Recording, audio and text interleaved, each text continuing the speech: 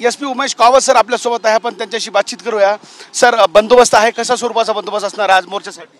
बंदोबस्तसाठी Beed police तर्फे आम्ही बंदोबस्त लावलेला आहे. त्यामध्ये पार्किंग, डायव्हर्जन्स आणि प्रत्येक इम्पॉर्टंट ठिकाणचे आम्ही बंदोबस्त लावलेले आहे. सर, अंजली दमाने यांनी असं एक आरोप केला आहे की 7 आरोपीपैकी 3 आरोपी जे फरार आहेत ते 3 आरोपींना खरं तर मृत्यू झाला, त्यांचा मर्डर करण्यात आला आहे आणि तशी सूचना मी SP-ना दिली आहे. तसं काही तुमचं बोलणं झालं का आणि काय तथ्य आहे?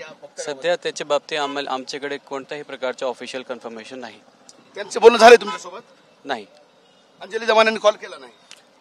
अंजली दमानेने मला माहिती दिली होती, पण त्याच्या बाबतीत आता ऑफिशियल कन्फर्मेशन आमच्याकडे काही आलेलं नाही. या विधानात काही तथ्य नाही सर? नाही, सध्या there is no official confirmation. चलो, थँक्यू.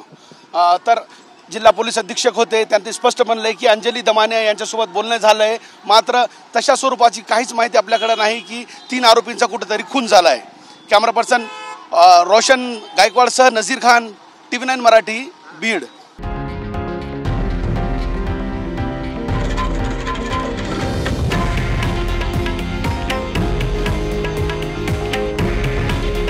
हे आहे देशातील नंबर 1 न्यूज नेटवर्क आणि आपण पाहत आहात TV9 मराठी. काळजी तुमची, हित महाराष्ट्राचं.